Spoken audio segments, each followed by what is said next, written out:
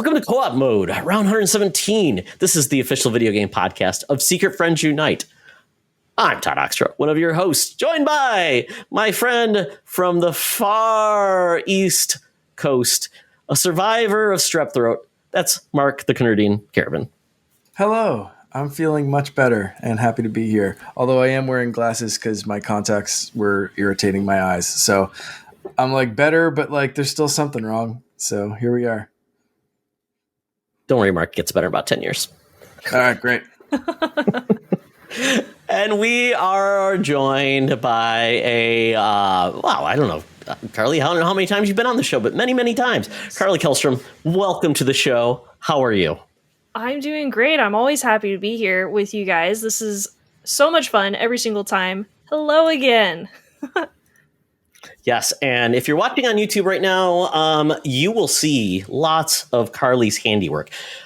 She is talented, and she will gladly sell you awesome stuff. So by all means, at the end of the show, we'll tell you exactly how you can reach out to her and have a really cool, awesome woodwork, collectibles, displays of awesome talent. So we are glad to have you on again, Carly. This will be a very fun episode. Well, maybe for us more so than you, but we'll see how it goes. But we want to thank our Patreons. They're the ones that make this all possible.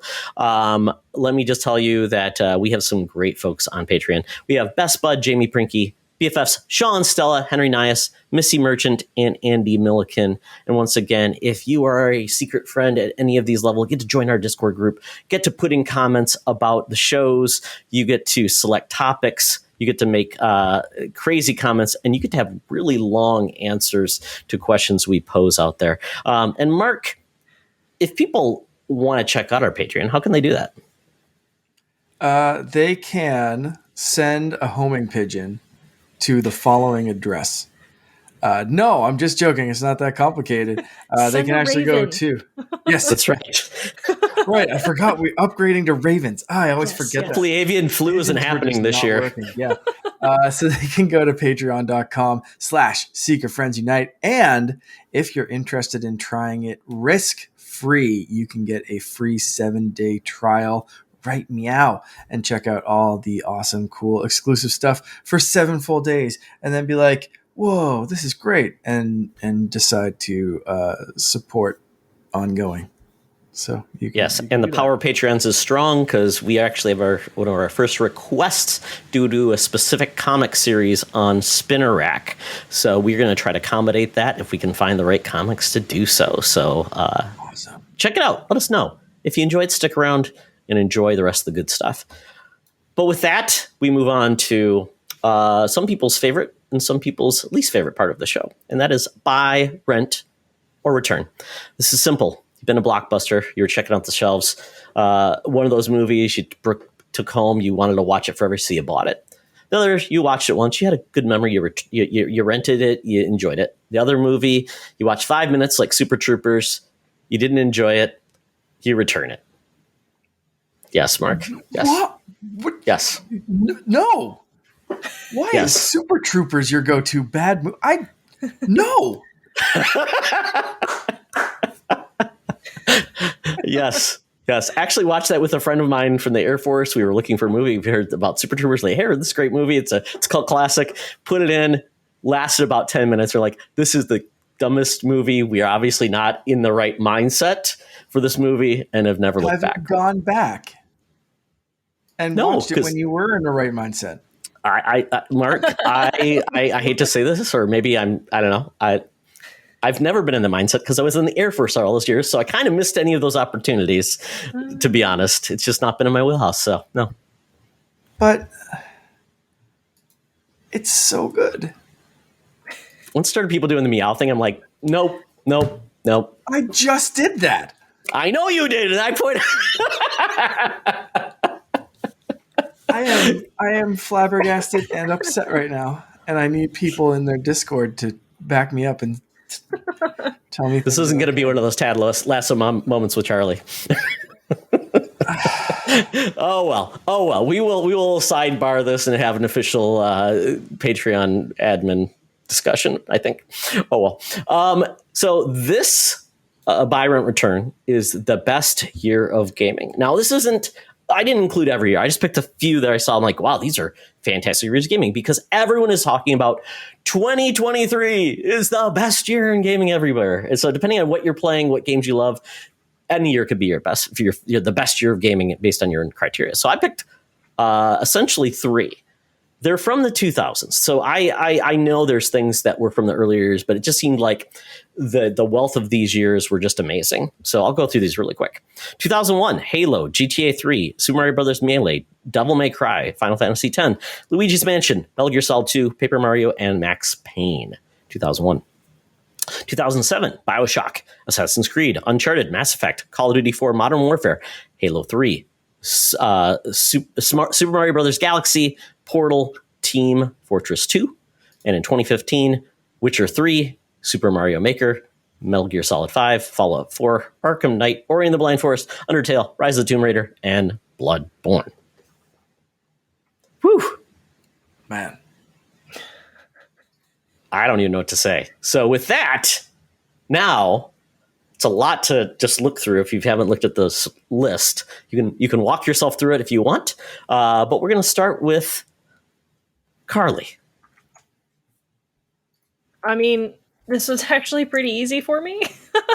You are younger, so that might play into it, maybe? I'm flattered. How young do you think I am? I mean, I know you have kids, so I mean, you got to at least be like 25. Coming up on 30. Okay, see? So I guess younger enough, I suppose. Okay, so 2007 is the year that I buy. I love Uncharted and Mass Effect.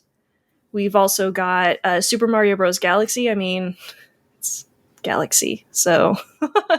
Portal, I love to death. 2007 was pretty easy just because I had a lot of things that I just, I like. I'm going to rent 2001 because Paper Mario is one of my true loves. And I have never played Luigi's Mansion, but for some reason, I adore it. So there's that. I respect that. It's the idea of it, the aesthetics, the goofiness. The idea of it, it's Luigi, Luigi the best. I mean, it's Luigi's Mansion. Super Smash, or that's supposed to be Super Smash Bros, right? I Super Mario Brothers Melee, but it should be Super Smash Brothers. So that's my mistake. I got into the SMB mindset. Right now, my nerd card still exists. And Super Smash Bros. Melee, there are some very interesting memories that I have of that game at a house whose family I can't even remember their name anymore.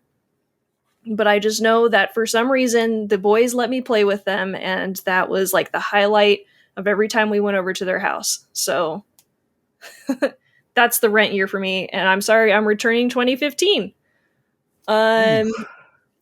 I really liked Fallout 3, and Fallout 4 was just kind of I guess. And as much as I adore the idea of Super Mario Maker, this is where I'm going to kind of switch around the idea on Luigi's Mansion. We tried it, and we realized we are not game creators.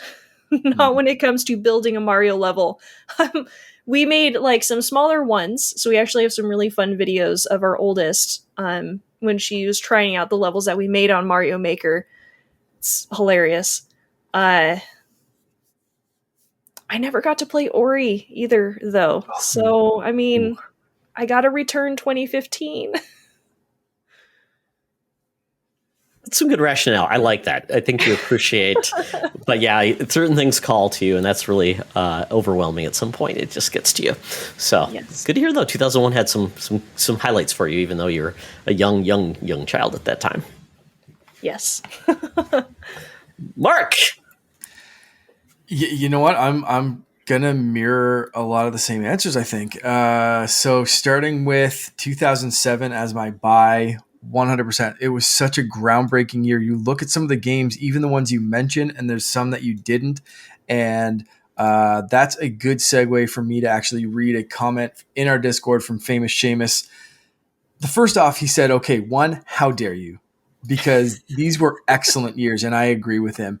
And I agree with a lot of the stuff, but he brought up some other games that really, really steered me in my picking of this. Not that I needed it based, like I could have probably had these same answers just based on the ones that you listed, but I'm going to read Famous Seamus's breakdown. This was pretty hard to decide, he said, so I had to go with my gut. By 2007, this was the year I really got into gaming, thanks to shows like The Electric Playground, X-Play, and Reviews on the Run. I remember getting Mario Galaxy for Christmas. This year started so many big franchises, and that's why I'm choosing 2017. This is me aside. That's the reason. It started so many of these franchises. So back to Famous Seamus. This year started so many big franchises like BioShock, Uncharted, and Assassin's Creed, and they were massive games that Todd didn't mention, like God of War 2, Stranglehold, Metroid Prime 3, and Rock Band. Just Rock Band. Yes. I forgot about that. Holy cow. That game is a special in my heart. Wow. So yeah, same reasons that I'm picking this. Like that was such a groundbreaking year with new, it seemed like they were just trying new stuff. Like a lot of gaming nowadays is like sequels and franchise stuff. This, like, how can you get a year that was like BioShock, Uncharted, and Assassin's Creed and Rock Band and like just there's so much. Yeah. So much. And like Call of Duty 4 Modern Warfare completely rewrote like the Call of Duty. Like that was when Call of Duty just took off, in my opinion, as like a good. Everybody played that Call of Duty. Franchise. Yeah, that was it. Like that was the one. Team Fortress 2, like Team Fortress 1 had its little cult following, but Team Fortress 2, like the orange box with that and Portal, and like that was just so good. Like what a freaking year. Holy. Getting back to Famous Seamus. So Rent 2001. I don't remember a lot of this year since I would have been six years old. Rub it in. Go away. I was married in 2001. Youngins. All right. I think I was like starting high school. I think I was starting high school maybe. Yeah, I think so. But I grew up playing Melee and Luigi's Mansion, and I know games like Halo and GTA 3 helped revolutionize games. Other big games you didn't mention: Tony Hawk's Pro Skater 3, Silent Hill 2, SSX Tricky, Eco, Jack and Dexter, Pikmin. And Daxter. Great series. Oh my gosh. Pikmin, Twisted Metal Black, Sonic Adventure 2, Golden Sun, Advance Wars, dude. Yep. Rogue Squadron 2, and Simpsons Hit and Run. This great honestly game. Was like the contender for holy cow, my number one. But the 2007 as a groundbreaking year, I have to agree with Seamus here. So like, sorry, awesome. I was limited to a PowerPoint slide. No worries. I get it. And that's why we have Seamus breaking stuff down. Yes. So to finish off, I'm agreeing with this Return 2015, and the rationale. I'll read Seamus's. Not saying that this wasn't an important year, but this year was great thanks to new games and franchises started years ago. Indeed. Other big games you didn't mention: Soma, Life is Strange, Heroes of the Storm, Her Story, Until Dawn, Mortal Kombat 10, Dying Light, Xenoblade Chronicles X, Mad Max, Crypt of the Necrodancer, Axiom Verge. Call of Duty Black Ops 3, Transformers Devastation, and Halo 5. Good game. Yeah.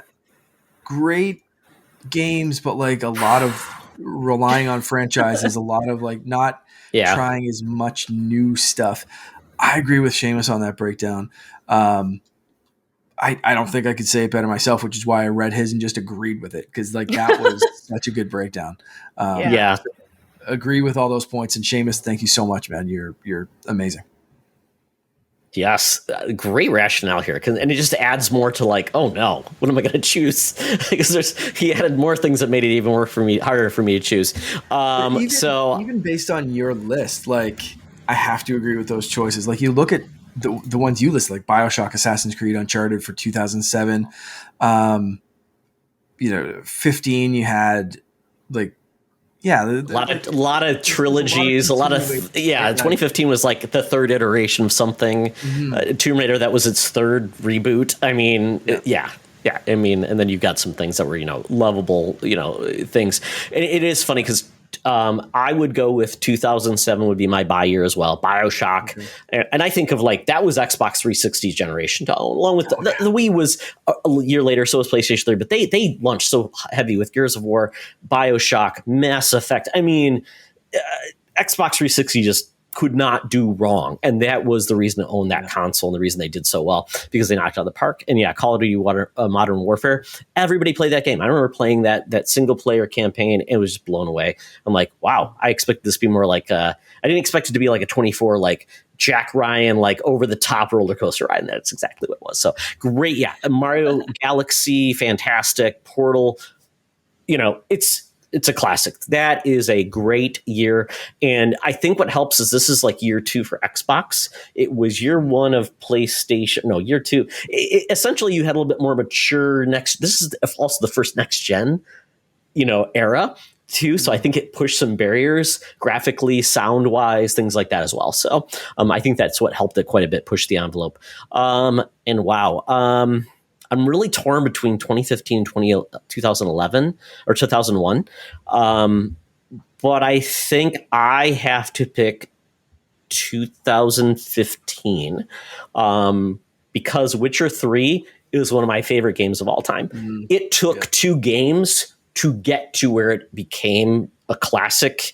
I love that. Arkham Knight, I love that so much. Such a great end of the series. I know it's not everybody's favorite, but then I think of games like Undertale. My son, just many people, that's one of their favorite games of all time. It's modern, it's weird, it's eclectic, great soundtrack.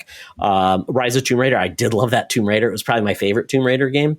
And Bloodborne, this game, it's Joseph Moran's one of his favorite games of all time. So I think this was doing great things. It was still early. This is the second year, or coming into like the first year of next gen. So of that year. So I think it still did not have the arsenal of games. And quite honestly, Nintendo was not in a good place at that time either. So we're kind of lacking.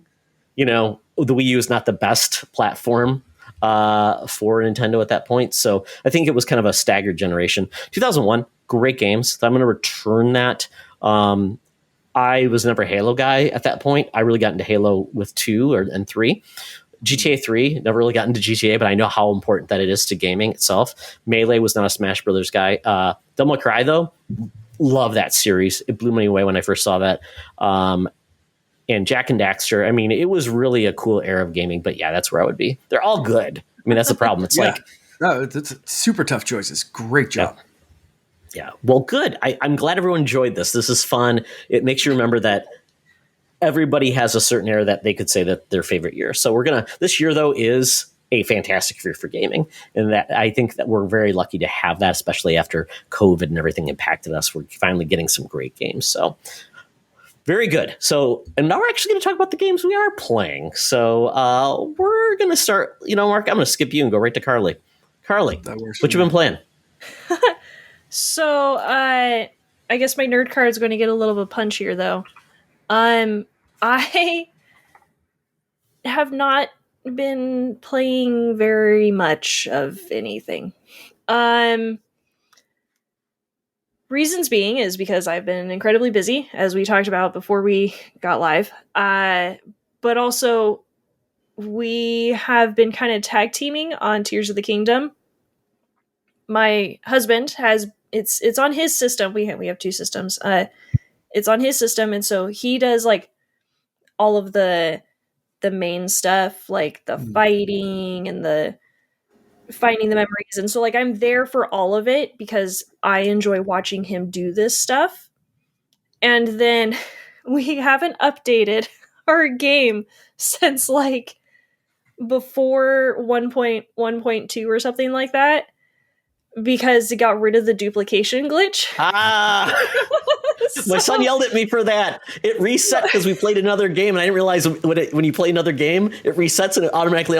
My son was going to kill me. Yes, like, Dad, I can't duplicate anymore. Turned it off as soon as because mine updated, which is part of the reason I stopped playing on my system. So I did all the duplicating for him. I went around and I hunted down all of the pieces. I have, I should have had that. We have the list of all the items that you need to upgrade all of your stuff.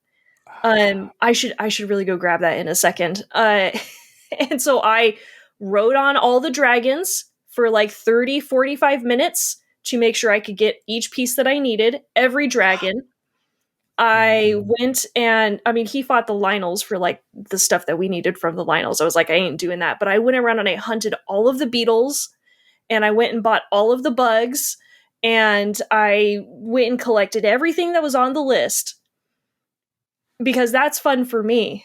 That was my contribution to the game. And then like I would go to shrines just to get the activation point, and then I would leave. So he's been doing all of the shrines that I left behind, which was a lot. And then I explored a ton of the chasms. I love the depths so much. That is like my jam. I'm going around and I'm finding all the light roots. And so that's been kind of fun because I found tons of light roots.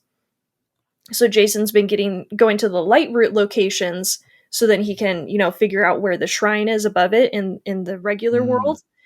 And I was hopping around all of the Skylands, and it's so much fun. So there's that.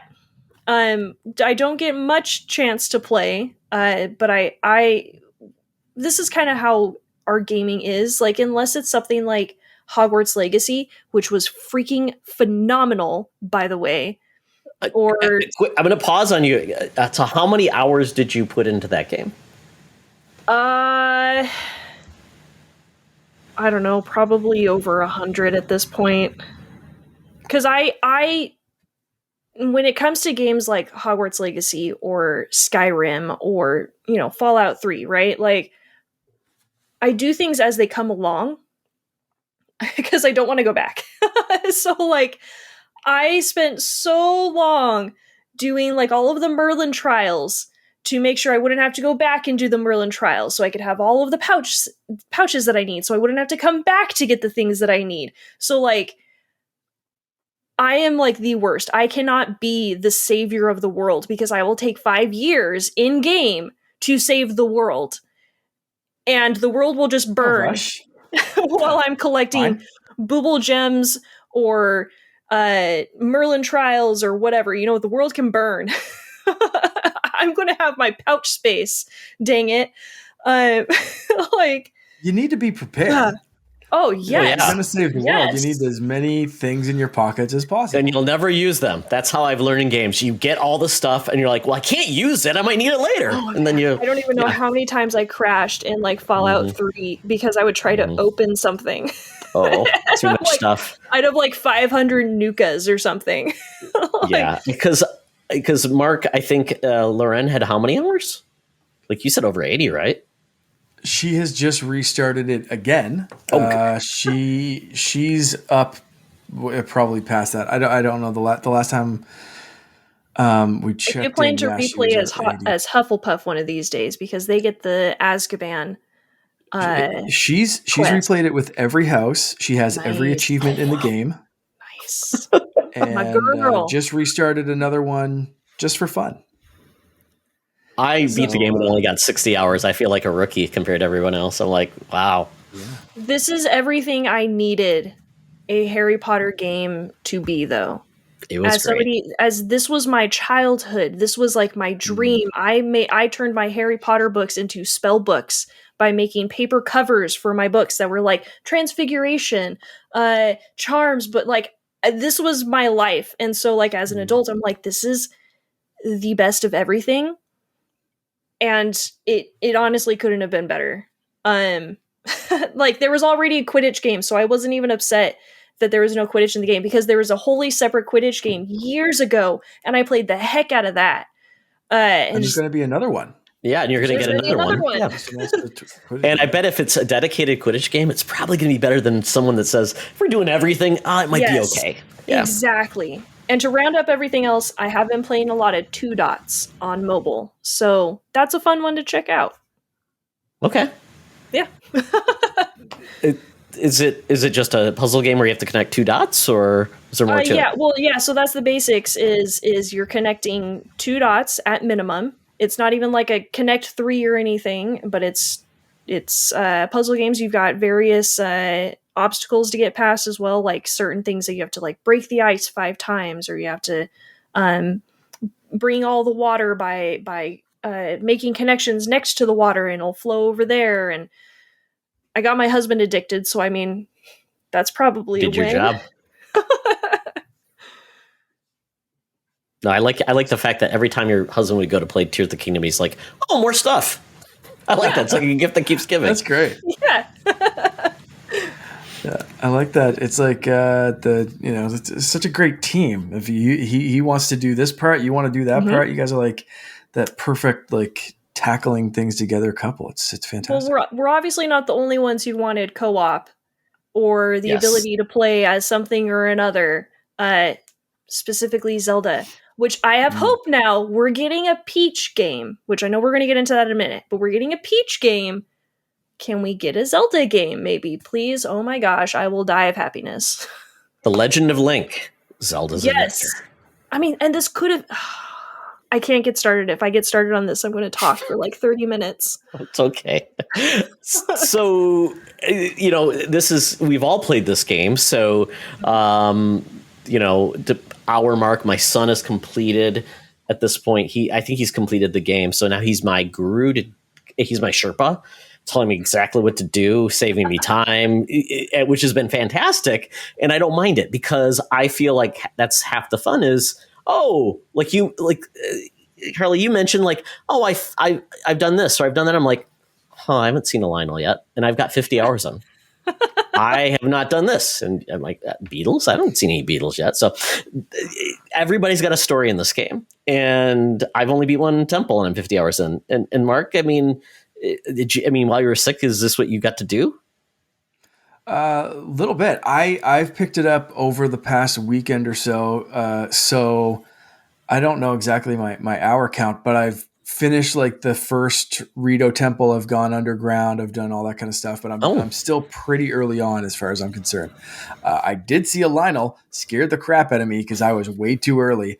And it was like, I got the ascend thing and I'm like, hey, I wonder if I can do an ascend up through this mountain. And I came up and I was like way too close. And this thing was luckily facing the other way. And I had like, I'm still talking like 3-4 hearts or whatever at this point. And I'm like, just like a half naked Link, like, oh, nope. Shoot.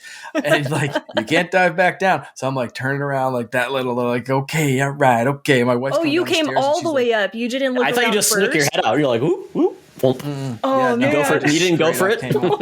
No, I came up and I just like instantly pressed A and then turned around. There's a Lionel there and he's facing the other way. And I'm like, okay, this is bad. This is bad news. Just imagine doing that with a Gleeok. I bailed. He luckily didn't get me, which was good. So I lived to Link another day. But yeah, I'm very much enjoying it. It took me a little while to get into this, and I think it was because of Jedi Survivor. I wanted to finish that game out. I wanted to explore more in that. Yeah. And so there was something that was bugging my brain starting this. And I think talking to my brother and my nephew, who's now playing Jedi Survivor, the big sticking point for Tears of the Kingdom for me, just getting into it, getting started, was starting back at scratch, starting back naked in a cave with 3 hearts and no weapons. Was so hard. And this and freezing to death is never fun. And Jedi Survivor did such a great job of just being like, here's where the last game ended. Here's all your powers. You're going to get some new ones, but enjoy being a badass. And you're actually stronger too. Yes. Yeah. Jason pointed out the exact same thing. It was weird going from a game that had continued where most things restart you. I mean, even Forbidden West restarted you. It was definitely painful because you go in and you're like, I got the Master Sword. I'm like 40 hearts for some reason because you only ended with like 30. And And then it's gone, and that was really painful. Enjoy another 120 shrines to get all of that hearts and stamina you'll need. 132. Oh, no, 152, because there's 32 in the sky. So that was my sticking point with this. So I played Diablo for a little bit as like a palate cleanser, and now that I'm a couple of weeks removed from Jedi Survivor, and I picked up, my brother's been talking about Tears of the Kingdom. He's been bugging me to like get into it because he wants to talk about some of the stuff. And I was like, I just got to get it. I have to get past that pain point. And I find like that's kind of where I was hitting. I was the traversal up to the Rito temple was so good. Figuring out the way to get from the ground to the sky, straight up to the temple, and finally go through that, defeat the boss. I tried to do that temple way too late, because by the time like I did it, like after Finn went to bed, we were doing a Lord of the Rings extended version marathon over the weekend as well. It's like 16 hours of Lord of the Rings, and then I was playing Zelda. So it was like 2 a.m, and I could not figure out how to attach an icicle to a thing to make like a lever move. And it was just like, I know what I have to do, and my brain's just not functioning enough. I was like, I got to go sleepy sleeps. And I woke up the next morning, I was like, let's do this. And I just destroyed it. It was like instant, like figured out the temple, beat the boss, ready to go. I just needed that brain reset. But it's been so good, and I'm finally into that groove where I'm like, yeah, I feel powerful enough. I'm upgrading, I'm fusing my weapons, I'm getting the hang of this. I'm learning my powers. It's becoming second nature to just like do stuff, like send things back at enemies or rockets or whatever, and building some more complex things. I found like the maneuverability, the steering wheel or whatever. Oh yeah. I'm in now. I'm in, right? You know what I mean? Like it's clicking. It's clicking. I'm feeling good. Jason will use rockets for everything if you let him. Like, I'm not even kidding you. It's like I use one on the Korok. Yeah, you could just put a fan on it. He's like, yeah, but I've only got like 30 fans. And I'm like, you only have like 4 rockets. He's like, yeah, but it's rockets. And I'm like, all right. He'll put like 3 on something as well. I'm like, that is way too many. He's like, no, it's not. It's good. He's like, they gave me 3. Clearly, you don't want to go too short. You want to go too far. Yeah. You know how it is. You have to go over the mountain. No, give a man some rockets. They're like, here's a minecart and attach a couple around there, like 1 or 2. I'm waiting for them to respawn. I've got like 6 rockets strapped to this stupid minecart. I blow myself into the ceiling of this temple. Have to float back down. It was great. It was great, man. I get that. You give me some rockets, I'm attaching them to some stuff. That's great. It's kind of crazy because everybody has a journey, I think, and they have a way to guide you, which I like, and then they try to give you enough just to have enough so you don't feel like, oh, I'm screwed. Although the ice, when you're getting that first power and you have to get cold, and if you do not get your shirt, like at the very beginning, like everybody, like I missed it. And somebody like, oh, I didn't know there was a shirt there. Like, yeah, I could have used that because I'm like eating so much food so I don't die and freeze to death. And that's never fun. Yeah, like, and then when in the air temple, once again, not warm enough. So I'm like having a great time fighting him, but I'm like, I'm dying of cold. This isn't even Which is so funny. Like Jason, he went into I apparently explore very differently from my husband. So in the very beginning, when we were both playing the game, he's going into like the frozen area that's in the Great Sky Island. Mm-hmm. And he's just trying to heal using like regular foods and stuff. And then he looks over at me, and I have some fire or some spicy peppers. And so I've made cool resistance food. And he's like, where the heck did you find those? And I'm like, and this is what I love about these games is that everybody does have a different way of playing. I can't even tell you how many times during Breath of the Wild, we're both like, where did you find that? How did you get there? Where the heck even are you? What are you doing?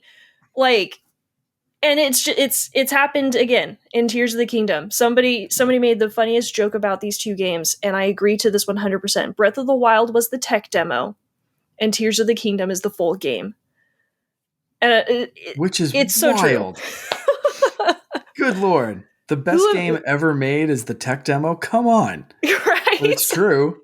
Who would have thought that they'd have been like, Jeez. and also you can make whatever the devil you want in this game. Like, Nintendo has seriously taken, I don't even know. They're just in their own separate category. They are above S category. Whatever would be above that, they're just there. That is Nintendo. They watched it with the equivalent of a flip phone. Yeah. They watched everyone break Breath of the Wild for years, and they were like, yes. You want to break this? Here you go. Attach attach a Korok to a shield, or like, I still want to find one of those chickens and attach it to a shield. Like, come at me, Bokoblins. People have made some of the coolest things, and I think it's somebody's like, this is basically Minecraft on steroids. Yes. But Nintendo even said Minecraft is one of the best games in the world, and we took that personally. Yeah, clearly you did, because like, people are making Gundams, people are making tanks, people are making egg farms where they shoved some cuckoos in there, and so it continually tortures them, so eggs keep coming out. So like, I don't know. Like, this game is so good. It's crazy, and I am battling the narrative piece, as I typically do with Zelda games, because we've learned Nintendo doesn't really, that's not their gameplay first, story if you got time. Is fun? Yes. Correct. And then I'm one of those people that like, I love mechanics, but story engages me and draws me in. And I struggle with this game because the story is out of sequence. There's there's a way to do it in sequence, but it is tough. And it's like, at one point, Ganon's almost killed me. Next point, Ganon's giving me, blah, blah, blah, being nice to me. It's like, my head's breaking, guys, and it's crazy. It's weird, and I know I kind of let go of that. And the voice acting, once again, it's so arbitrary. It's like, there might be a little bit of voice acting here, and then they're going to just hear these weird moans. I've complained about the moaning and the weird sound effects. I'm like, I hate that. I wish they would say nothing rather than the. I mean, after all, I'm like, stop. Let me mute their reactions, because it's not endearing. It makes me want to choke them. It'd be even worse, Mark, if they said meow. You're just missing the Banjo-Kazooie days. I know. Oh, I love that too. The Simlish of it all. I gotta love, though, that we got Matthew Mercer as Ganon. Yes. Like, that dude's like everywhere right now. I mean, he was already brilliant, but like, he got to be Ganon. I'm like, yes.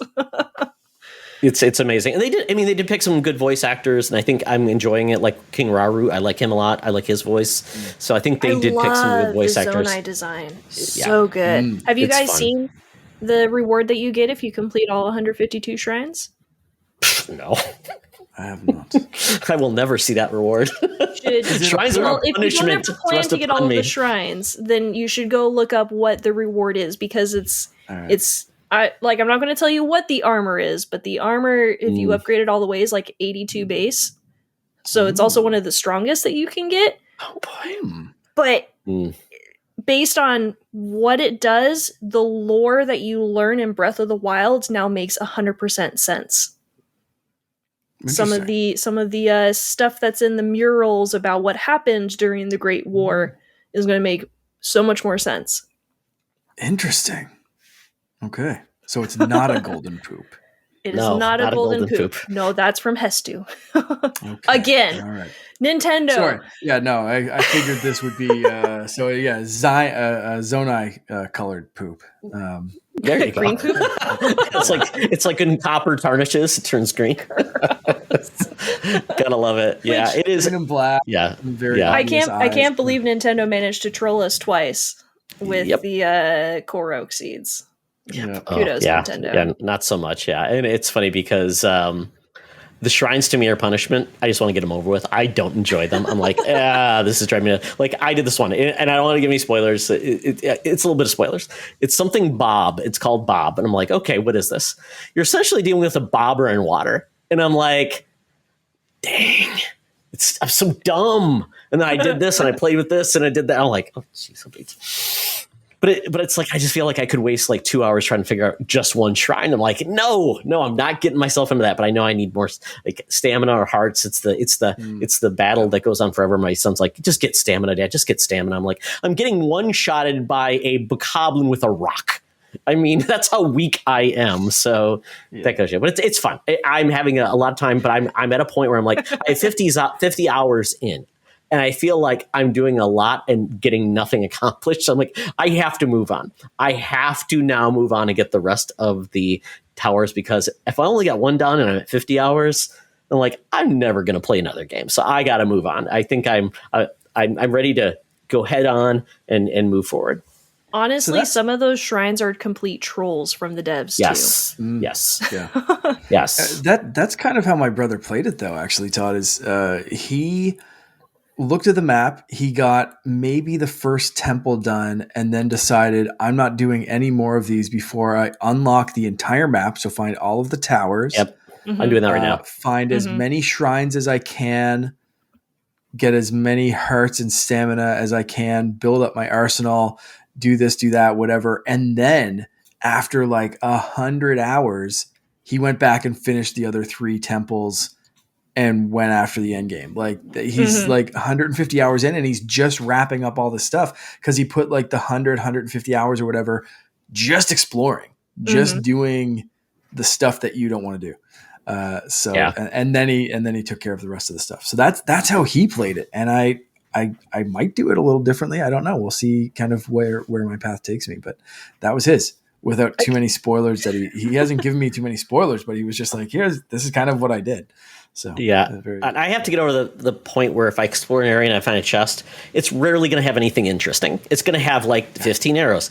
That's what I kind of want, is like I did this awesome quest under the cavern. It's like, and it gave me something amazing versus, no, your reward was going through a cavern and dying a lot and drowning because you couldn't climb up something. Like, oh, okay, that's what it is. If you so want good rewards, do the mazes. Those will give you like plethora once you, because you have to start at the middle. So you start in the regular world, then it tells you to go up. So you have to complete the stuff up there, and then you come all the way down into the depths. And there's just so much stuff in there. Like Jason's always like, because he's like, I have stuff, but I need this stuff, and it's good stuff. My son told me go to the castle. So I've been going to the castle to get good gear. That's a great place to get good gear. Yeah, exactly. and equip ice to everything is all I will say. Ice is the best thing in this game. Yeah. Love it. Oh, well. Okay, anything else, Mark? I have been playing something else, and I almost forgot about this, but I am playing a Game Boy Color game. Ooh. Which was released last week. Brand new. For free. By McDonald's. What? In 2023. A Game Boy Color game. What is it? Let that sink in for a second. It's called Grimace's game. It's not the McKid's game. It's called Grimace's birthday. I need to show it for anyone watching the YouTube video. This is like my Game Boy Color collection. You can see all my games and on my RG35XX. And it's just sitting there with all the others. And I can press that and it goes into an actual Game Boy Color game. And I got to turn my brightness down so you can see this on the screen, hopefully. That is a Game Boy Color game. What? In 2023. It is fantastic for a free game released by McDonald's in 2023 for the Game Boy Color. $40 in 2002. So crazy. Absolutely crazy. It is a skateboarding Metroidvania where you collect milkshakes and free the other McDonald's friends. There's a free skate mode, there's a score attack mode, and there's a main story with like 2 levels, and the 2 levels are broken up into different sub-levels. It took an hour or so to beat, but it was delightful, and I replayed it and then handed my system to my brother and was like, you need to play this because it's a Game Boy Color game that was released in 2023. What? Why does that exist? If you have a Game Boy Color, you could probably put this on a cartridge. It even does like the startup thing. Seriously? It like the Game Boy Color like startup logo screen. Like it legitimately, this system thinks it's a Game Boy Color game. legit. Like it's the craziest, stupidest thing I've ever heard, and I love it to pieces. If you need a copy of it, you can Google it and you just download it for free and play it on Internet Archive has it. Can I play it on my Game Boy Advance? If you can, if you have a way to get ROMs on it. Way to get ROMs on it. That's true. Okay. Or find a way to burn Yep. Yeah. You can play it in a browser. It will play, but it will play on like the original hardware. If you could find a way to put ROMs on it or to like flash this onto a cartridge, like it will work. It will work in a Game Boy Color. It will work in a Game Boy Advance. Straight up, yes. It is a Game Boy Color game. Like I said, this is an emulation machine. It runs every kind of Game Boy Color, Game Boy Advance, all that kind of stuff. But it's like the original ROMs. This is a Game Boy Color ROM. It's not some sort of hack or something like that. It just works. And it, like, try it on your browser, on your phone, whatever. But if you have some emulation hardware that has like a proper D-pad and buttons and feels like a Game Boy, this is the way to play it, man. This brought me so much back to like those Game Boy Color games of weird little tie-ins and all that kind of stuff. Happy birthday, Grimace. You gave me a great present. So good.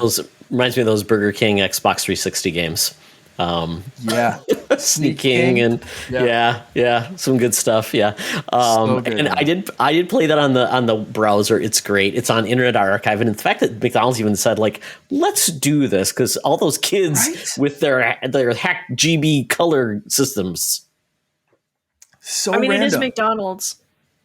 Yeah. It's so weird. It's weird. Like so random. It's the year of Grimace, I guess. Advance game. Why not a Game Boy game? Why'd they choose Game Boy Color of all things? Like, just such a weird decision, and I love it so much. It's so dumb, and I love every second of it.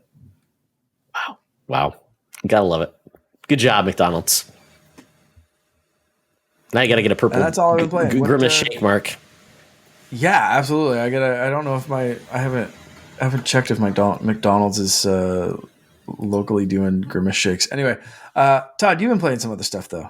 What have you been? I did finish Street Fighter 6. Played a little bit of my the open world level of that, where I created my own guy who was the most horrific looking thing in the world. He was a shiny tan. He had a sunken in like a really. Like he had like a Rob Liefeld like overbearing like packed chest and like no he was just a freakazoid, and I loved him to pieces. Play that a little bit. It's fun. It's like an RPG where your reward is leveling up his new powers, and you run into all the Street Fighter characters. It's a weird game. Like you're just running to people with boxes in their head, beating them up and leveling up. It's very weird, but I played it. It's fun. It's not for me because I want like a full-fledged Mortal Kombat story. So played that. Played some more Diablo. Actually played online with Sean Nias. We had a great time. Connectivity is awesome. I do want to play more Diablo, but it's definitely more fun to play with people than it is by yourself, because it's a very repetitive game by nature, and it does feel like, wow, I feel like I'm doing the same thing over and over and again. And I don't love the skill tree that I selected with the Necromancer.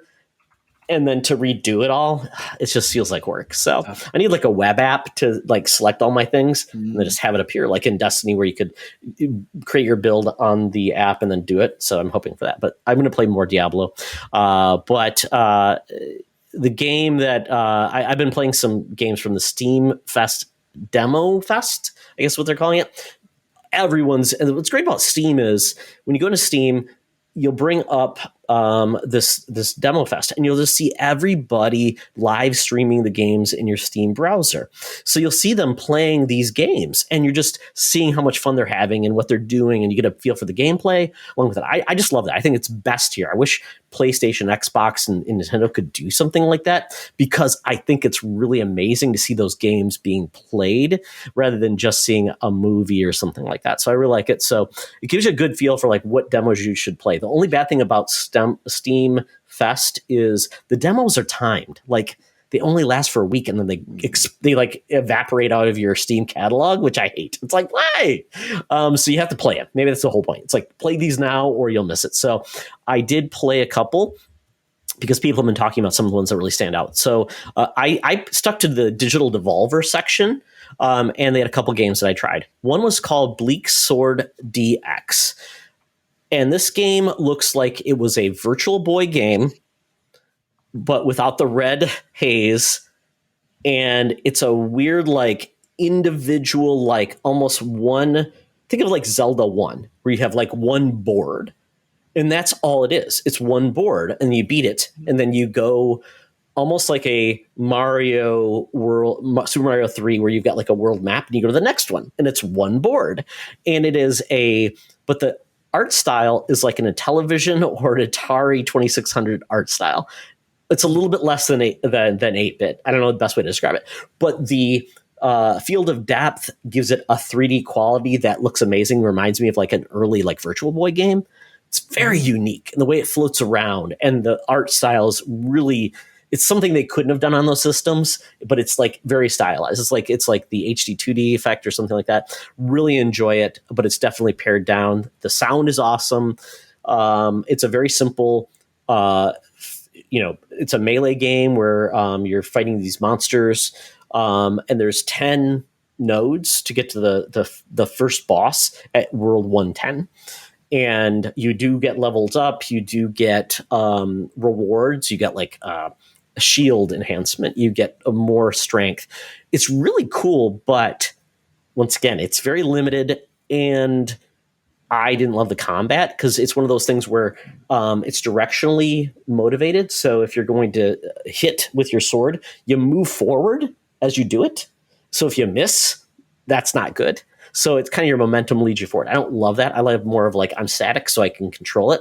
So there's a bit of you have to make sure you're pointing the right direction or you'll slide past or you'll mess up. So, but I love it. I think this is going to be somebody's favorite game, and it's definitely, I just check out the art style. It's really cool.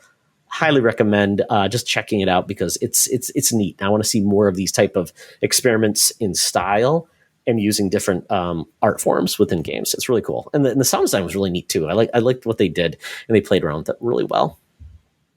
The game looks like it'd be really good in like VR, where you can absolutely kind of look at it like a set piece, kind of like Moss or something like that, where I think it'd be kind of interesting to just kind of look around that little diorama 8-bit-ish kind of style of, but be able to like kind of change your perspective just by moving around kind of thing, but you don't have to too bad.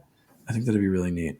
Yeah, and I think that's what we're hearing about a theme, and a lot of people, like I listened to a show called DLC, and they're big into VR. They're like, they wish there was more games that weren't in first person in VR. There was more like Astrobot or a Moss or something like that, where you're kind of you're immersed in a world, and you're almost playing it or seeing it in a different fashion that really brings it to life. So to your point, this could work really well in VR, and I think it would really, really engage you more so than just on a flat screen. Also, for anyone that wants to try it, it's free if you have Apple Arcade. So if you have an Apple device and Apple Arcade, just download it like I just did on my iPad right to the side of me. I swear this was announced at like one of the Switch. I thought it was coming to consoles as well too, maybe. I think it is coming to Switch. Yeah. But it's you'll definitely know. You're like, oh, that game looks familiar, and it is. The other game I played a demo of is called Stick It to the Stickman. This is essentially a hyper stylized stickman fighting. It's very fun, but the lens is the stickman is essentially, this is a climbing the corporate ladder, and you do it by beating up your coworkers, going up ladders. You have to go essentially up 10 ladders, and then you have to beat your boss. You get cool special abilities like using a hammer, which is so weird. You can drink coffee to power up. You get acrobatics. You get hurricane kicks. You can throw knives, which I don't know either in the office to begin with. It's very weird, but you go through it. I mean, doesn't everybody stab each other in the back anyway? True, sporks, right? It sounds just like real life to me. Exactly. it's the art style's simple though, but it looks cool, and I love it's kind of also like Fall Guys. Not Fall Guys. It's like that. What's that one game? Something Beasts, where it's kind of physics based, where you're beating each other up, but you fall off, and Gang Beasts. It's a little bit of that too, in the way it controls in the physics. Really enjoyable. And then you go up to the top and you fight your boss, and if you beat your boss, then like the CEOs like tell you like, oh, do you want to be our employee, and do you want to succumb to us? And you can choose all these responses. And I will just say I responded poorly, and they ended up killing me. So I became a new trying to raise my way up. The second time I did, I got to the boss at the top. He just shot me with a gun, and I died. Like, what? and then Rude. and then I finally won, and there's a cool twist in this game, and I don't know if I want to give it away or not, but it's like just a demo. In the demo, you can do it, so I won't give it away. But it's very funny when you do accept a promotion and how they flip-flop it on you. I think this is a lot of fun. It's definitely something where you can change it up every time because you can choose like your style of combat. Like, oh, you're a caffeine freak, or you're handyman. It's your style, and it's your ability to power-ups is there. You get caffeine, you get like supercharging crazy, and you get a little crazy. Then there's like you're throwing people into electric equipment, so it explodes and gets in electric. People get damaged from electricity. It's very clever, very fun. It's got a little sixth sense of humor, which I like too. I think you guys should check it out. I don't know if this is going to come to anything other than Steam, but it's digital Devolver, so I'm guessing they'll get it out there because there's no reason it couldn't come to everything. So check out Stick It to the Stick, man. Just check the video out.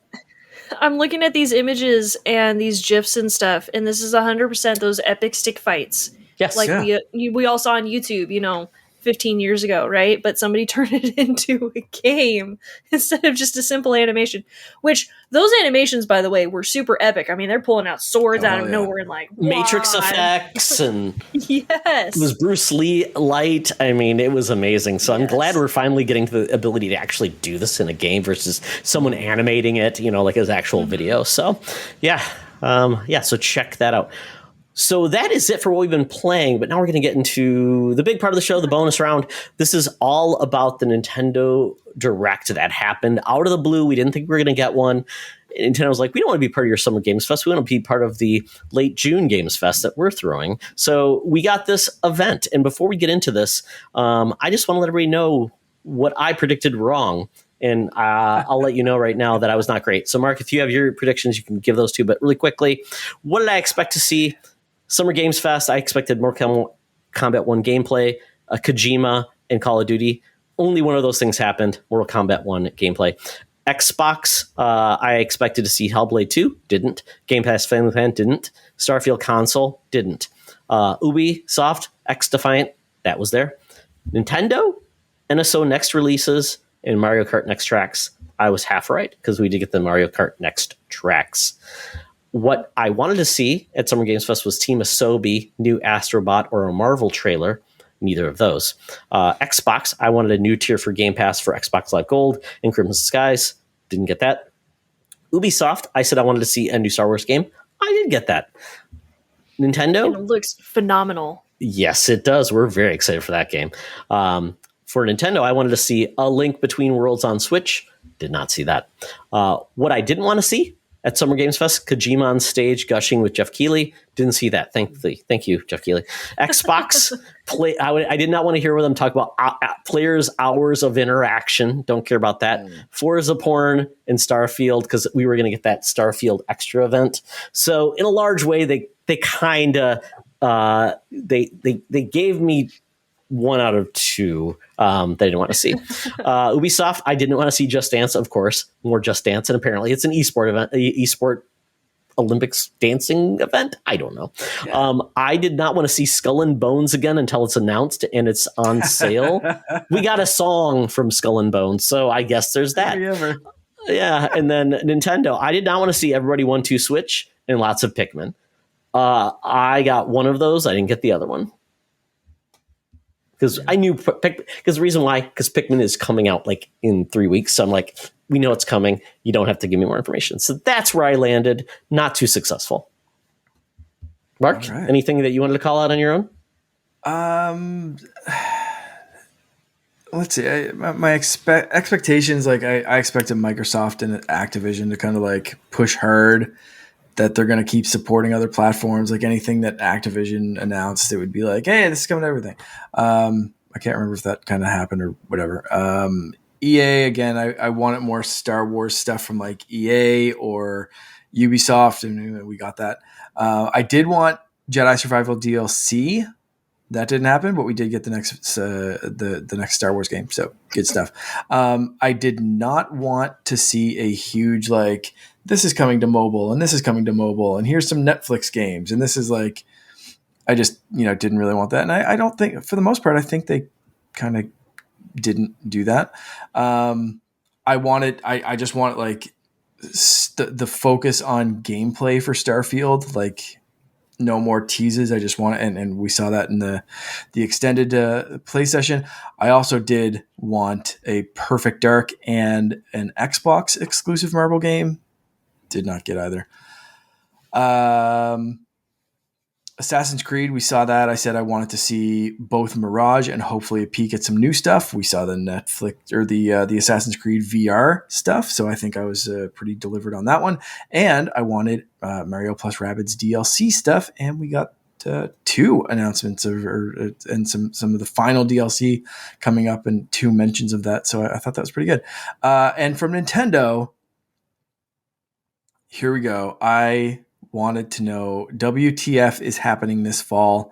Tears of the Kingdom's out already. Pikmin 4 is coming out. Show some new stuff. Get me excited for the fall.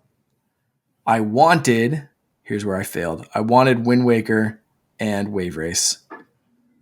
And I didn't want Nintendo not to show up this summer. So I they showed up, which is good. But I did not get Wind Waker. I did not get Wave Race. But holy mackerel, did we ever get what's coming up this fall? Let's talk about it. Yeah. Absolutely. So yes, the Nintendo Direct happened, and this Nintendo Direct is, for some, it's the Nintendo Direct of Dreams, as it would say, kind of like the PlayStation Direct of Dreams. So let's go through this really quick. We'll go through these announcements. We can tag team if anybody wants to go into something. So we'll kind of go chronologically. Pokemon Scarlet and Violet, the Hidden Treasure of Area Zero DLC gets fully detailed. Kind of surprised we got Pokemon information in Nintendo Direct. Typically, they do their own thing. Mm-hmm. Okay. I'll take that silence and move on. Multiplayer farming. Oh, go ahead, Mark. No, I was going to say it is what it is. They still don't have the Nidoran evolution, so I'm still like, but it looks cool. It looks neat. Yeah, lots of Pokemon wearing masks. That's what I took away. They're wearing masks. Why are they wearing masks? I don't know. Multiplayer farming sim Palia coming holiday 23 and also to Switch. Let me tell you. There's a lot of cozy games on Switch, and this is one of those cozy games where they're building things and farming things, and it's like, okay, cool. There's a lot. If you watch the cozy, what is it, the Wholesome Games Direct? Yeah, you literally got 33 games that were a theme of farming, fashion, and fun, and cats. Awesome. So there's something for everybody. It's the aesthetic that's incredibly popular right now. I mean, I know we tend to get a lot of like horror games or like super hyper realistic games or whatever, TV shows, whatever, and all that kind of stuff. But like I'm kind of calling it the kawaii movement of the Americas. Like Japan's like, everything's kawaii. And now Americans are like, oh yeah, we like that stuff too. Yeah, it's definitely, there's something for everybody. So, and glad it's there. And it's definitely not for me, but I know it speaks to so many people. Exactly. And I can tell you, Harvest Moon to all these other ones, Disney Dreamlight Valley, there is more than enough. You are eating well if you're into those games. New Splatfest pits vanilla against strawberry and mint ship July. Is a Splatfest really worthy of announcing anymore? There's been so many Splatfests, and that's all Splatoon is getting. That's so kind of disappointing for like one of their best-selling games, and it's like they're just not giving anything to anybody. And they have DLC coming up that they still have shown one crappy trailer of. Like, who cares? Stop with the Splatfests and just give us what is going to keep people actually coming back to this game, aside from the hardcore people who are coming back for every Splatfest regardless. I didn't get that decision. I thought it slowed the show down immensely. Detective Pikachu 2 is real, and it's coming this year, and I guess Pikachu loves coffee. That's what I took away from that game. He's adorable. That's all I have to say about him. Yep. Do you think they should have put Ryan Reynolds' voice in it, though? I mean, is that a bridge too far? I think it should have maybe not Ryan Reynolds because I don't know, but like He's something that sounds a little bit more similar or something. Like it was off-putting. It was more like if they cast like Danny DeVito or something. So if you're a fan of the movie and you're expecting the games to be the same, it was a little off-putting. But I kind of get it.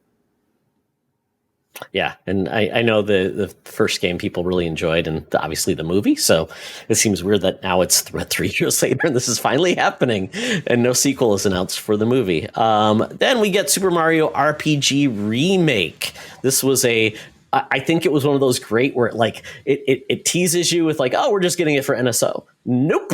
Here it is in real. It's a fully remade game, new artwork. It does look like it's going to essentially be it's not going to vary. It's not, as far as I can tell, nobody's talked that this is going to be a different type of game where they're going to change up the gameplay. They are redoing some of the music with the original composer, which people are excited about. It's a game I've never played, so I'm really interested to see how it's aged. I'm not big into turn-based RPGs, but I love the South Park turn-based RPG. So if it's entertaining and fun in that format, I'm curious because I've got a Nintendo voucher I need to use. I don't know what to use it on. So it might be this game. But I don't know. I need a demo or something to really tell me if I'm going to enjoy it because it's not on NSO right now, which seems weird that they wouldn't do both. But well, if you don't have another game that you can use one single voucher on after watching this, I'm taking over this show. Todd's done that. So Princess Peach is getting her own. No, I'm just joking. So crude. So cruel. Dude, so cruel. There's so much. My brother and I both bought new vouchers because there's too much for one. This is insane. Anyway, continue. Sorry.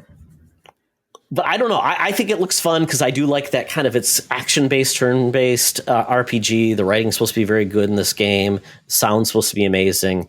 But once again, it's a 30-plus-year-old RPG with essentially a fresh coat of paint. Unless I assume they may give us another direct or something like that to go deeper into like what's different. But at this point, it just feels like this is a visual upgrade, kind of like the Metroid Prime we got, which was a remaster, but visually it was stunning and everything like that. And that might be enough. As someone who's recently replayed a decent chunk of this game, it still holds up. The original, like play it on Nintendo Switch Online or an emulator machine. Is it not? I heard it's not on there though. Was it not? I played it's not. That's the thing. It's not even on NSO. They're like, why isn't it on NSO? So I was like, why not both? Yeah, that's weird. But it definitely still holds up. Princess Peach getting her own game, but it doesn't have a name. And really, this is so weird for Nintendo. Like, not even tell us like what's the twist? What's the unique thing? Because we've only got one game before with this character. Wasn't well regarded, wasn't loved. No one's talking about it years later. So I am curious. There's a stage element and maybe a performance element, but that's still not leading me down that what is going to be the catch of this game. So if someone can maybe, I guess, kind of reach out and say, this is what I think is going to happen, I'd love to hear it because as of right now, what I saw was like, okay, that's a thing, but it's not gameplay really. So,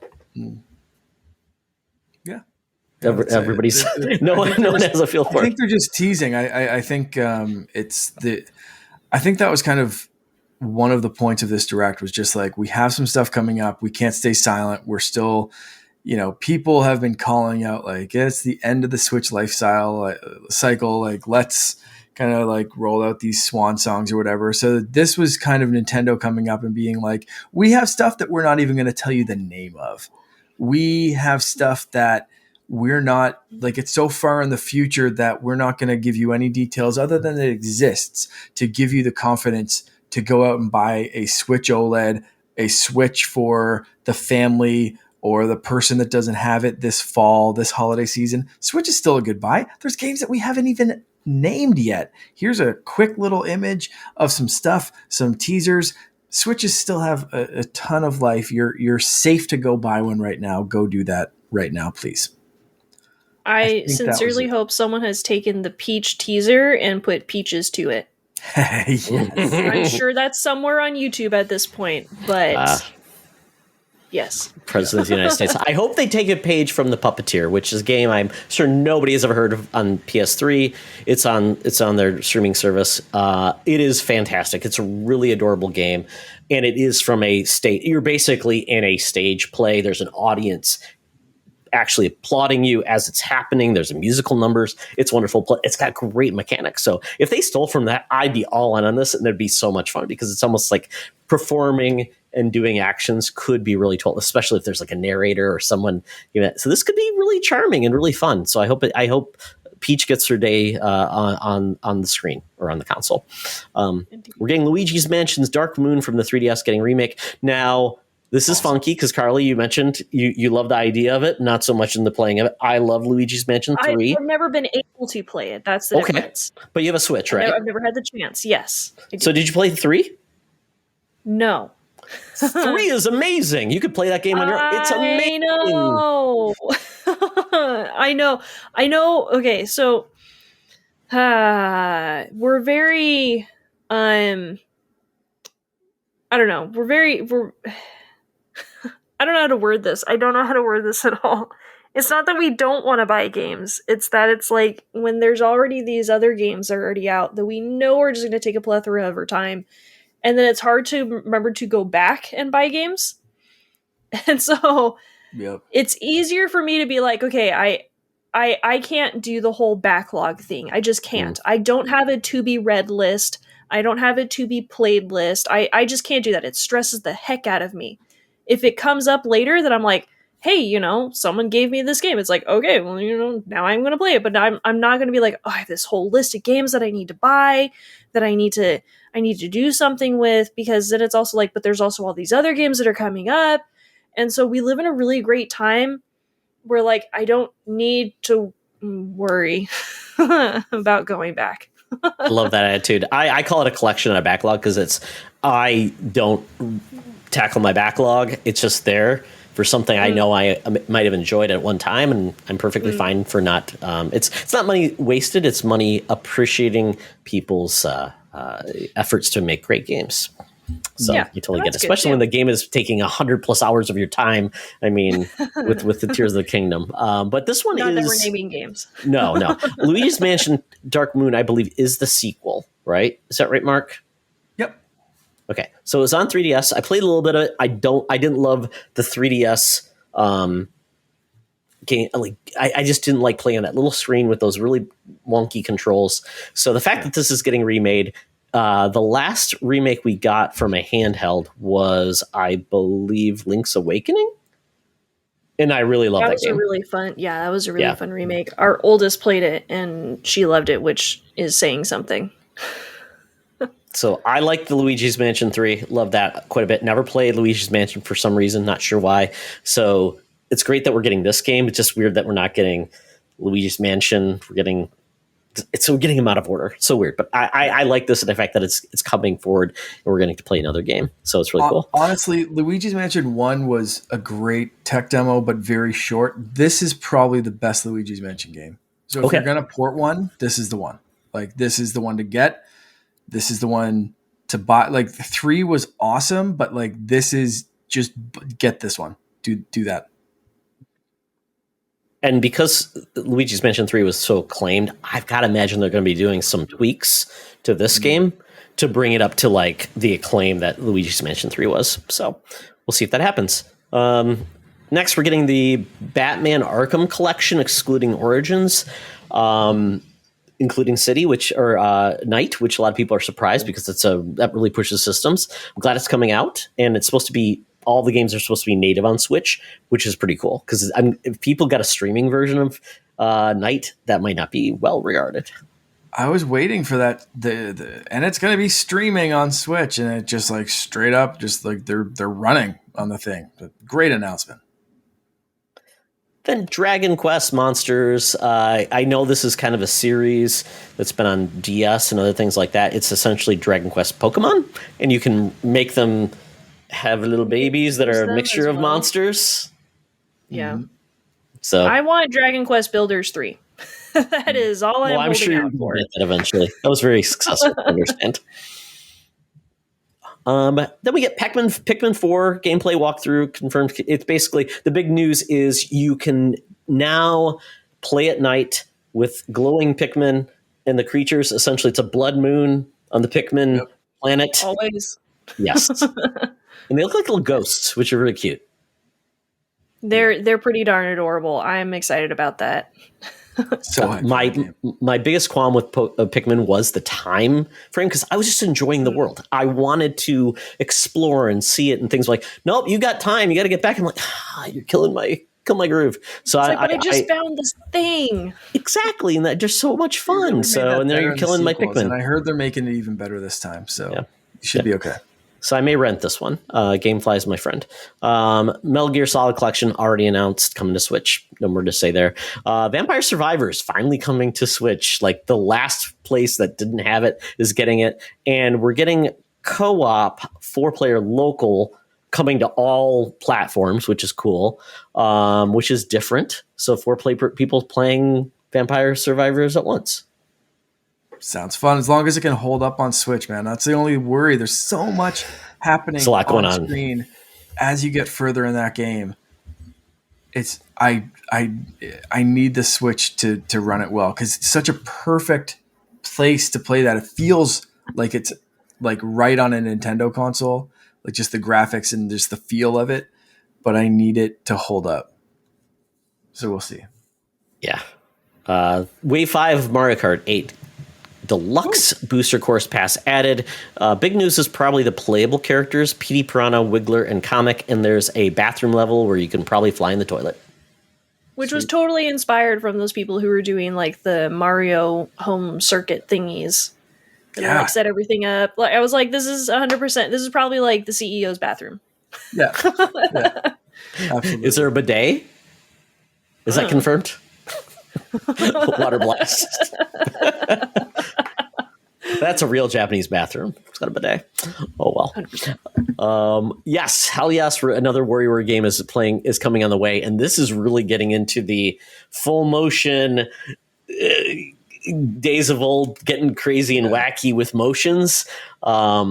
Yeah, 1-2. Everybody 1-2 Switch failed, so WarioWare games could succeed. A lot of people are excited about this because this is the heart of WarioWare. It's just being weird, wacky. You're gonna pick a nose. There's gonna be snot dripping down. Somebody's gonna fart. Yep. That looks great. No one batted an eye when I said any of those phrases. We are getting new amiibo. We're getting a Zelda from Tears of the Kingdom and Ganondorf, handsome Ganondorf, as people would call him, the best looking Ganondorf, as my son would say. Rehydrated Ganondorf. Exactly. Yeah. So those are going to be available in 4 months, which is so weird. It's like, really? You're not going after when it's hot? You're not dropping these. Well, like I understand waiting until you played the game, so there's no spoilers, but wow, not like in September. Oh well. Those are holiday gifts. And then we got the big surprise. Super Mario Brothers Wonder is coming. And if you look at my background, that's what's behind me. Just point out, we've got some weird little Goomba guys with bad toupees in the background. Don't understand that. Hippos that are highly inflatable. Mario with more actions and reactions than we saw ever. He's even more animated than the movie. He's doing all these wacky faces and things. I love it. So good. And there's already loads of fan art for Elephant Mario. I'm sure. But like really great. Like it's so fun. They've turned it into like those like classic kind of buff poses and everything, right? Because like he's an elephant. I mean, elephants are like basically nothing but muscle. I swear. But like it's like buff Mario with like a buff trunk and all of that. I'm like, this is fantastic. Buff trunk. He's doing curls with his trunk. He better be out the beach. He's part of the Jersey Shore. The one thing we don't have confirmed is it's funny because they've done Mario suits before, but we've never had Mario fully, except for Odyssey, where he like transformed into the enemies. This one, it's like full on Mario has turned into an elephant. He's not wearing an elephant suit. And I'm like, are we gonna get a Toad elephant, a Peach elephant, a Luigi, a Yoshi elephant? Well, it looks like Yoshi's are another transformation in this game because you saw 4 Yoshis running around and no one was riding them. So it looks like Mario, Peach, and the gang can maybe turn into Yoshis. Okay. Or at some point you just take over and play as Yoshis, because there was nothing else indicating that like there was another like character present for that. So that could be another animal transformation. We could be seeing like the Mario version of Animorphs in this one. I was so stoked just to see that you could even do couch co-op though. Like yeah, 4-player, 1 life. You share a life, I think, as you can see behind me, with the character. Well, maybe not this one, but the other one. But they basically, it's once again sharing lives, I believe, between 4 players. So you have to be kind to each other, or that could be derail everyone's fun. I don't know about Bubbles, if Bubbles will be back, because it was a big thing about like people saving people, especially younger kids, if they don't want to die. And apparently, there's no more bouncing on heads that's been removed. So you can't platform off people's heads. I'm okay with that, because I can't even tell you how many times my kids would do that. And I'm like, I'm trying to go somewhere. No, children are not good for gameplay. And I used to get so annoyed. My son, he'd pick me up and throw me. Don't want like that. So much fun. It's kind of part of the fun and the chaos. Oh, sure. But when you're also binging the game with each other for like 4 hours, you start throwing controllers. And you're like, can we just finish this? Can we just finish it? Let's move on, please. I'm tired of this level. It's almost like you want that to be a mode that you can turn on like chaos mode or something. And then you can be like, like I remember the one for the Wii U, and whoever had the Wii U gamepad, like someone would jump and you just hit that platform there and they'd bonk their head on the platform and fall down. And you just be like, ha ha. And it just caused fist fights in your living room. That was great for a second. But when you actually wanted to run through and finish stuff, it was just like, stay back. I'm bubbling everyone right now. Yep. Everybody's, go to your corner. We finish this. Daddy's going forward. Daddy's going to parkour. Let's go. Exactly. So it's, parkour. Yeah, parkour. We have no confirmation if Mario's going to blow water out of his trunk, because you know what? That's got to happen. Something's got to happen. We haven't seen power-ups with this. Great long-range attack. Yeah, absolutely. It could be a lot of fun. I love the narrator in this. Water balls instead of like fireballs and stuff. He does like water balls. Yeah. I like that. Water ball, pocket sand. I like that the narrator kind of interacts with this, which is very unlike most Nintendo games. You kind of see it's like, hey, that looks like a pretty bad Goomba. Oh, never mind, you just kicked it into oblivion. Cool, let's go. Hey, that flower's talking to you, by the way. Yeah, there's so many talking flowers. So this whole game is an LSD trip. Like, it's just Nintendo's just like, we're done being a family thing. Like, you guys can watch the movies now, but we're just licking mushrooms and flowers and going on trips. Let's do this. There is a thought this is going to follow the Odyssey was like the Odyssey, like the Iliad, the Odyssey, on a journey. They're talking about this one might be tailored to Alice in Wonderland. Like, eat this, get bigger, lick this, lick a frog, see what happens. Lick a toad, maybe. Flower and go into a totally weird universe where you're shadow silhouettes that can stretch into long cats. Mario. Yeah. Do all the crazy things. Yeah. What do they say? This is what Nintendo does best, is they give us these things and we're like, we had no idea we wanted this. I had no idea I wanted to stick a bomb to my shield on Tears of the Kingdom. But you know what? I've done it how many times now? Yeah. I had no idea I wanted to be a shadow silhouette and stretch into long cat Mario. I didn't know I wanted it, but now I need it.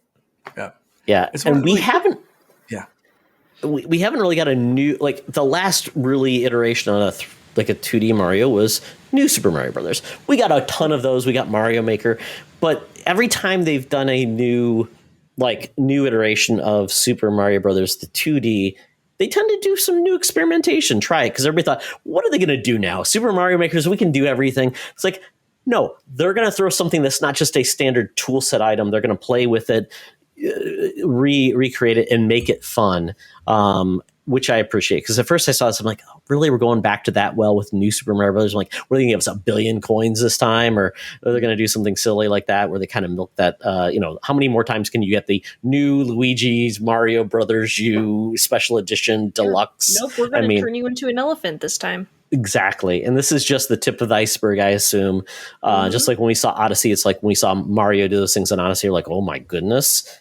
and then we saw so much more. Yeah, and you can the Tyrannosaurus Rex. Come on, that was pretty amazing. So this is going to be a November game. So we got our RPG is an October game. We've got this is their November game. So they've set themselves up really well, along with Pikmin DLC, for a very solid year coming forward with a lot of extra games from like independent developers. Obviously, Sonic's coming out, and I don't know if you all saw the new Sonic Superstars Lego. That blew my mind. I'm like, that is amazing. Basically, you turned into Lego Sonic and Lego Eggman, and you're battling each other, and like Lego parts are coming off. I'm like, that's a really cool use of Lego. I like that. Anything else? Because there's some other things that were announced, but those are the ones I just want to call out that were big. Pikmin 1 and 2 got dropped, so those are available now if you play those old games that are there. Myth Force for me kind of stood out. Looks like a Saturday morning cartoon. I thought that was a really cool aesthetic, really cool look. I hope that game's good.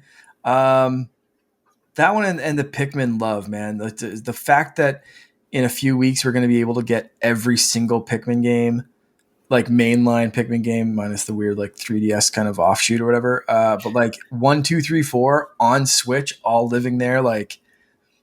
Man, that's awesome. The only other one I want to call out, because we're talking about like weird acid trips. So the fact that there's a pigeon rhythm battle royale game called Headbangers.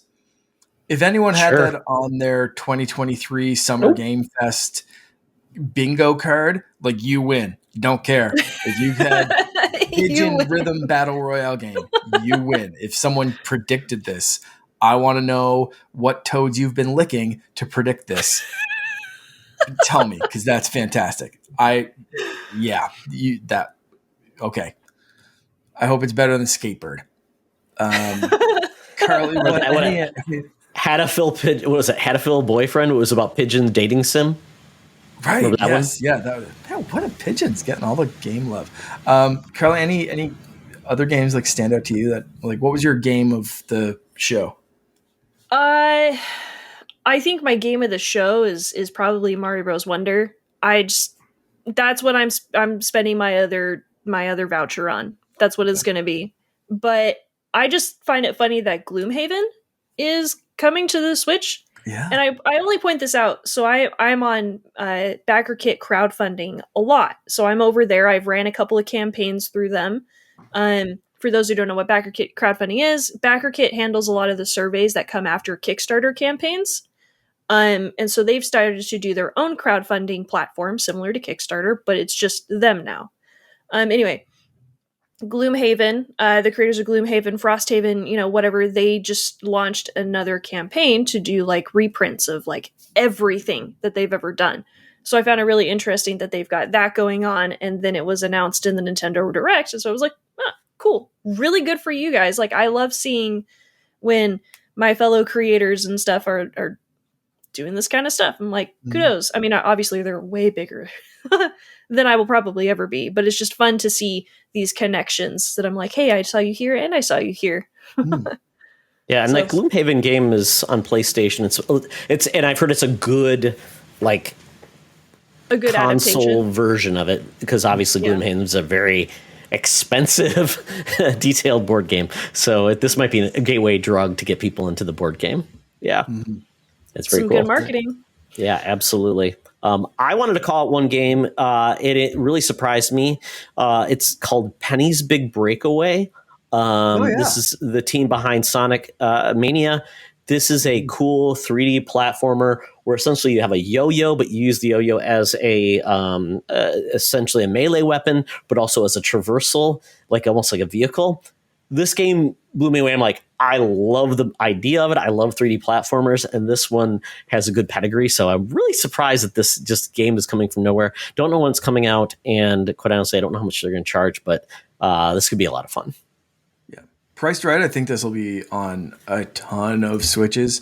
Priced wrong, and when it comes out, it could be kind of a little bit overlooked if it comes out at a busy time. So I think, location plus price is going to be a big factor in this one, but it looks like it could definitely be like a little indie darling, platformer darling kind of thing if it was priced right and fit in there at a good time. Well, very, very good. And lastly, I want to say Edward Varnell, he wanted to call out that he basically said outside of Mario and that amazing GIF that is the giving me a life, LOL. I assume was there a GIF that I missed with Mario? The one that you posted, I think, with this post, I think is what he's talking about. Oh, got it. Yeah, I love that. Yeah, okay. Yeah. I appreciate that, Ed. I try to be funny when I do that to get people's attention. Silent Hope is right up my alley, and I have to joke because that game, it made me lose it when they said, a princess is imprisoned in a prison of her own tears. I'm like, gag. It's not for me, obviously, because that's just way too anime for me. I want to like edit that with the anchor man of like, I'm in a glass cage of emotion of him in the phone booth. Like that needs to follow that up immediately.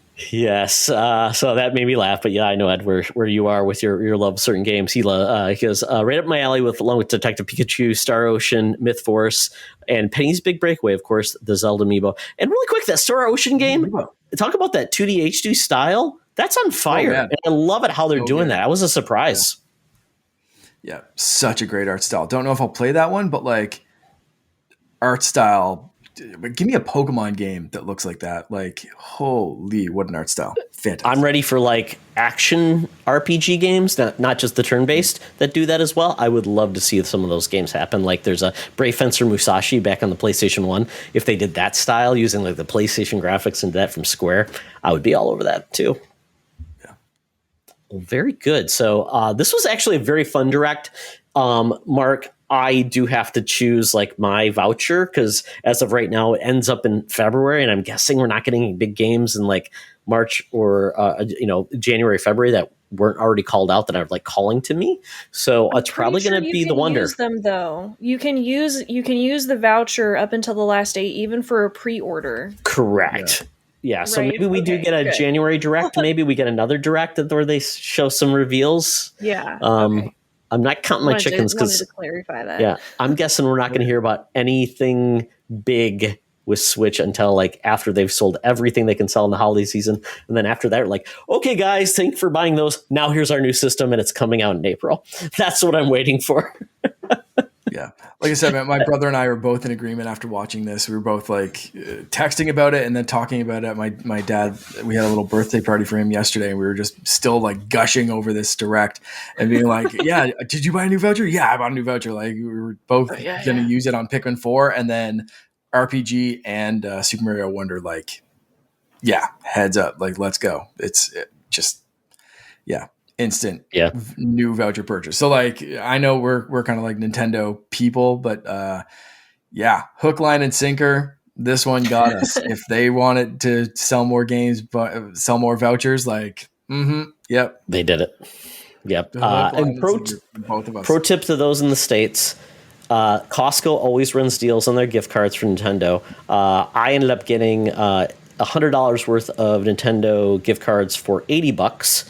And then use that for my vouchers. So for $80, I essentially got Zelda, and I'm probably going to get this game. So it's going to save me about $60. So that's not a bad deal if you can work on that. Dang. Yeah. Look for that. I'm a big deal hound. My parents for that because I think they still have a Costco membership. Yeah. So definitely, if you have questions about that, let me know. So that is our show. Hopefully, everybody had a good time as we talk about the Nintendo finally filling up their fall, and we're excited for games coming out this year. So some good surprises. So thank you, Nintendo. So with that, Carly, tell people where they can find you. So if you go to trulynerdy.com, you can find my game handles and then a couple links to the various businesses that I do, like my woodworking and my gamer apparel for things like a Togepi hoodie. And you can, that same handle, by the way, the CR Kjelstrom is also my Twitter, my Stimulus, and my Instagram. It's pretty much all of them at this point. Everything. Well, thank you once again for coming on. This is always fun to hear about your adventures, and love your approach to gaming with your husband, because that's a cool approach. My wife does not game, and I love to hear other people do game with their spouses. That's wonderful. Live vicariously through us, huh? Absolutely. Mark, when they're streaming Mario Kart and yelling at each other, I'm like, oh, I wish that was me and my wife yelling at me about how bad I was, or Yeah. A friend of mine just is like, she's like, something came up on like Instagram or something from a while ago, but it was or TikTok or something, but it was basically like, my wife and I were streaming, I think Mario Kart or Party or something like that, and I ripped a banana in two. She was just like, looked like, what is wrong with, like, open a banana like a normal person. I was like, I don't know. Tore it in half, and it was like, that was the highlight clip, but it was like playing a game in the background as well. It's just such a weird random clip to pop up. We Mark, fun. I am convinced you're Nick from New Girl. I'll take this as a compliment. I don't know exactly. Oh, that's great. It's Jake Johnson from the Peter B. Spider-Man. It's a great show. It's a great sitcom. One of the best Spider-Mans. Spider-Man. But he's great on that show. He's just so weird and funky. Yeah, he would eat a banana like that. Yeah. So Mark, tell people how they can find you eating a banana. You can find me everywhere eating a banana. By ripping it in two, because I've never ever been able to open a banana like a normal human being. At _Canardian, Instagram, Twitter, and Discord. Find us hanging out there. Excellent. Well, you can follow me at Theoxtra, where I guess I'm going to attack Mark and his taste in movies with Super Troopers on Twitter. And I'll be talking a lot about just the wonderful world of gaming and hopefully from sports news, man. I really, the doldrums with baseball right now. I want some football talk. I want college football talk. I love that stuff, and getting into fantasy football. So we'll see how that goes. And I'm getting Final Fantasy 16 delivered in the mail to me. So I'll be talking about that in the next couple of weeks. So thank you all. And yes, follow everything Secret Friends Unite. SecretFriendsUnite.com is the best place. And Patreon.com/SecretFriendsUnite for all our cool new content. So do it. Thank you, Carly. Thank you, Mark. It's been a pleasure. We'll be back in 2 weeks to talk about more gaming, and we would love to game with you. Remember, folks, it's always better to game together. This podcast is part of the Secret Friends Unite podcasting network. Visit secretfriendsunite.com for more great shows, articles, news, reviews, and more. Secret Friends Unite podcasts are available on Apple, Google, Spotify, and other podcast services around the world. If you'd like to be part of the conversation, you can join us on Facebook or our new Discord server, or follow at Secret Friends U on Twitter. Please subscribe to Secret Friends Unite on YouTube and visit our merch store at tpublic.com. Just search Secret Friends Unite. Thanks for listening.